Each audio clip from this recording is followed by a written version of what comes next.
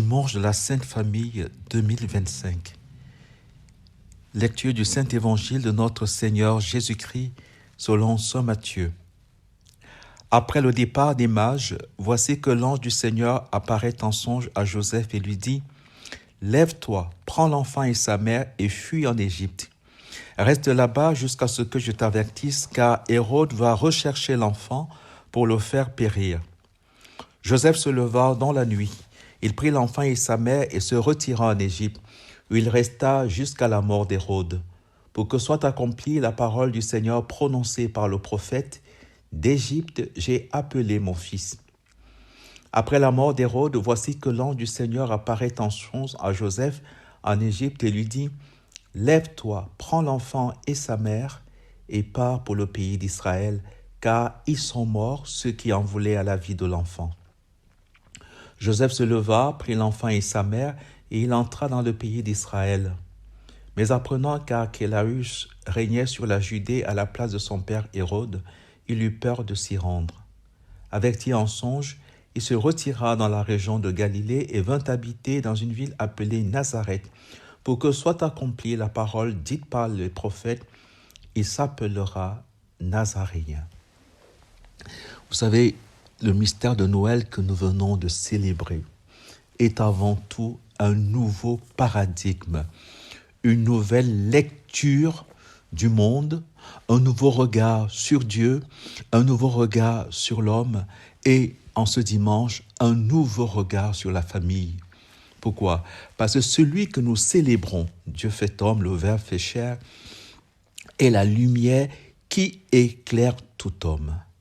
Et nous savons que nous avons désormais deux lumières sur le monde, deux lumières sur toutes choses, puisque le monde, avec la naissance de Jésus-Christ, a été divisé en deux, avant Jésus-Christ et après Jésus-Christ.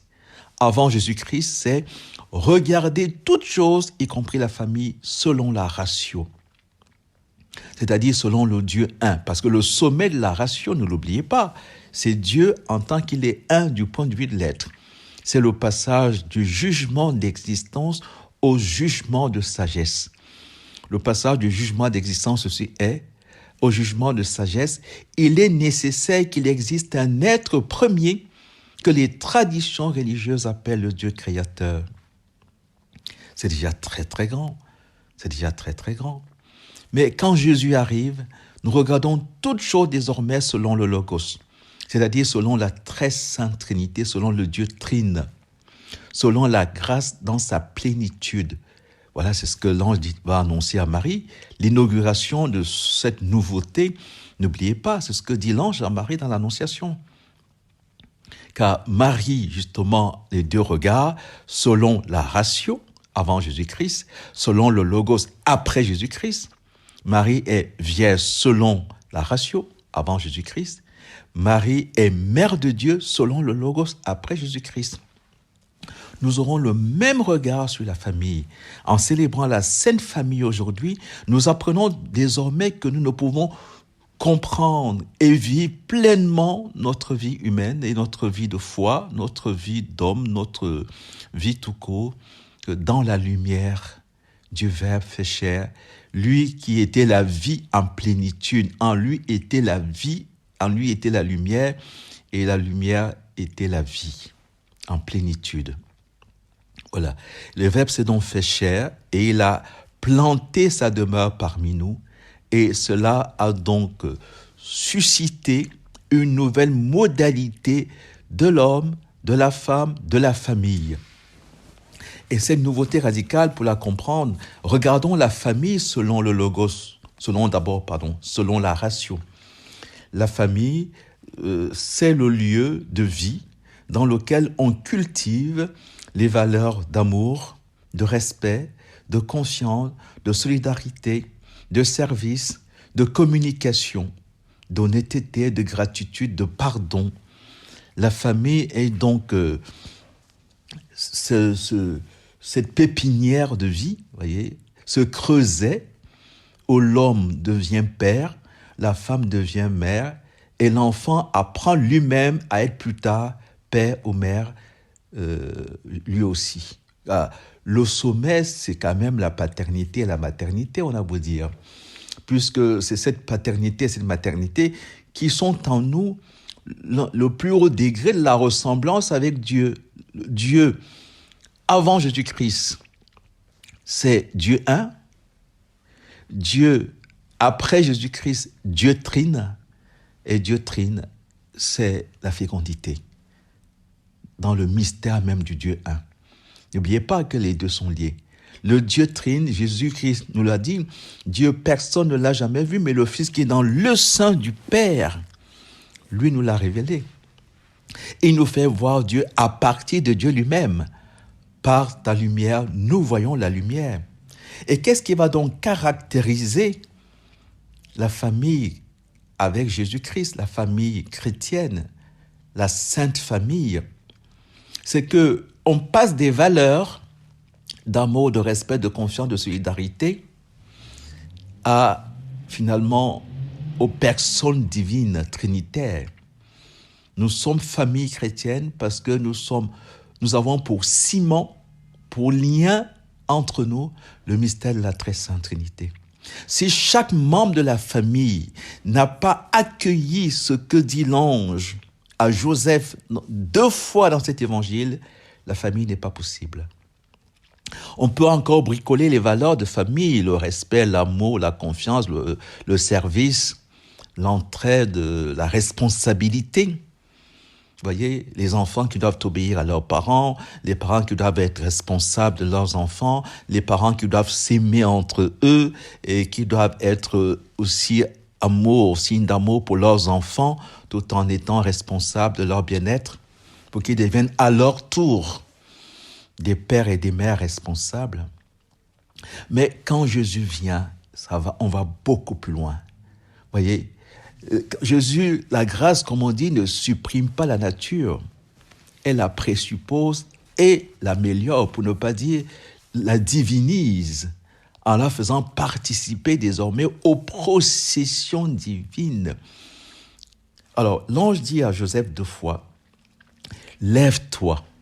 Lève-toi, n'oubliez pas que mot à mot veut dire ressuscite, renaître, être recréé, repartir à partir du Christ, à partir du Père, à partir de la très sainte Trinité.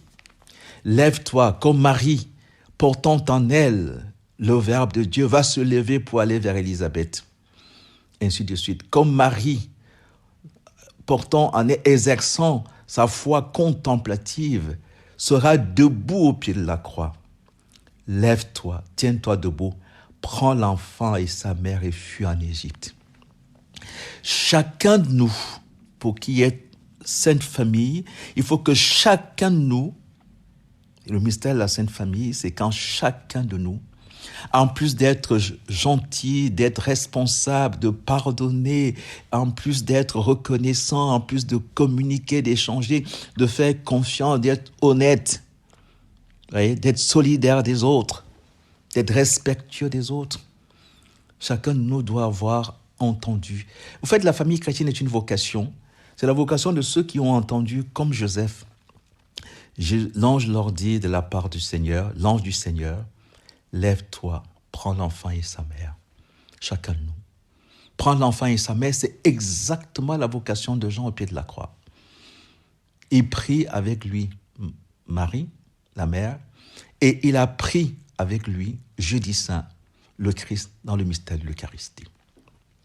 La famille chrétienne va donc dépendre de nos liens, non plus seulement des valeurs, mais désormais des liens.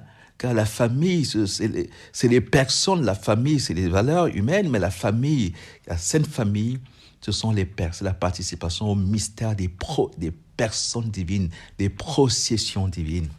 Donc chacun de nous est appelé aujourd'hui à entendre cette parole résonner en lui et à la laisser, cette parole accomplir en lui ce qu'elle signifie pour Joseph, qui en est le baromètre. Parce que c'est pour ça qu'il lui a dit 2 fois. Et voilà pourquoi Joseph est pour nous, justement, un modèle de foi, un père, car il nous aide à aller jusqu'au bout du mystère, à accueillir le mystère de Dieu tel qu'il se présente en nous, sans le diminuer. Joseph qui va accueillir l'enfant dans la crèche à Nazareth, cet enfant qui sera appelé à Bethléem, qui sera aussi appelé le Nazaréen. Joseph qui l'a accueilli à Bethléem, comme Joseph d'Arimathie accueillera le corps, toujours. Vous voyez, ce grand mystère. Et ce corps qui nous est donné à travers l'Eucharistie, en même temps que Marie nous est donné. Le corps qui nous est donné à travers l'Eucharistie, qui nous lie à la très sainte Trinité, car l'Eucharistie est le buisson ardent de la très sainte Trinité. 2 fois, lève-toi, prends l'enfant et sa mère et fuis en Égypte. Très mystérieux, la fuite en Égypte. La petite Thérèse nous a donné une très belle interprétation de cette fuite en Égypte, parce qu'elle dit que Marie, en allant en exil en Égypte avec Joseph, ce n'est pas un exil puisqu'elle porte en elle le paradis. Elle porte en elle celui qui est le ciel. Vous voyez, c'est très très beau. Donc partir en Égypte avec l'enfant, c'est finalement l'Égypte, on sait ce que c'est, puisqu'il a fallu délivrer le peuple de l'Égypte. D'Égypte, j'ai appelé mon fils.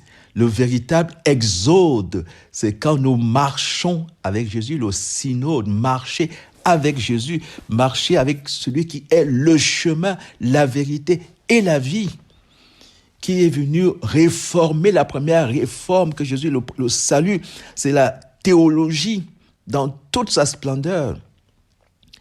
Théologie dans toute sa splendeur, le mystère de Noël vient renouveler la théologie.